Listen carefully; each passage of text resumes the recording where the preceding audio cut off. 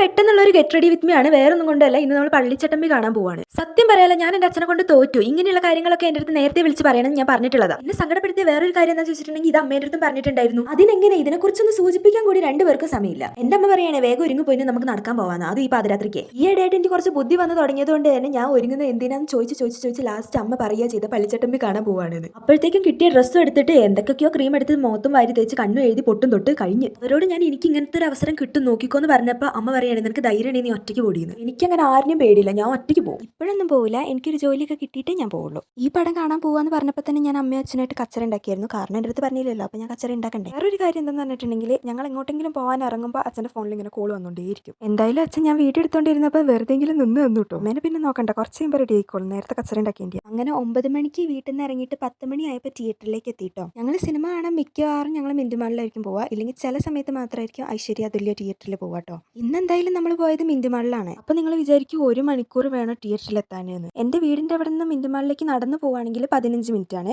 പക്ഷേ വണ്ടിയിലെങ്ങാനും പോവുകയാണെങ്കിൽ 5 മിനിറ്റ് കൊണ്ട് എത്തും കേട്ടോ. ഇനി നമുക്ക് പടത്തിനെ കുറിച്ച് പറയാം. ശരിക്കും എന്താ പറയേണ്ടതെന്ന് എനിക്കറിയില്ല. പടം വേണമെങ്കിൽ നമുക്കൊരു 1 ടൈം വാച്ചബിൾ മൂവിയാന്ന് വേണമെങ്കിൽ പറയാം. എനിക്ക് തോന്നിയത് ആവറേജ് പടമായിട്ടാണ്. ഞാൻ എൻ്റെ കാര്യം മാത്രം പറയാം, മറ്റുള്ളവരുടെ കാര്യം എനിക്കറിയില്ല. പടത്തിന് ഭയങ്കര ഒച്ചയായിരുന്നു, സംസാരിക്കുമ്പോഴാണെങ്കിലും ഫൈറ്റ് ചെയ്യുമ്പോഴൊക്കെ ആണെങ്കിലും. ഒച്ചയും ബഹളമൊന്നും ഉണ്ടായിട്ടില്ലെങ്കിൽ ഉറപ്പായിട്ടും ഞാൻ കടന്നുറങ്ങിയാനേട്ടോ. ഉറക്കം റെഡി ആവാഞ്ഞിട്ടാണോ സൗണ്ട് കൂടുതലായതുകൊണ്ടാണോ എന്നറിയില്ല, നല്ല തലവേദനയുണ്ട്. അപ്പം അടുത്ത വീഡിയോയിൽ കാണാം. ബൈ.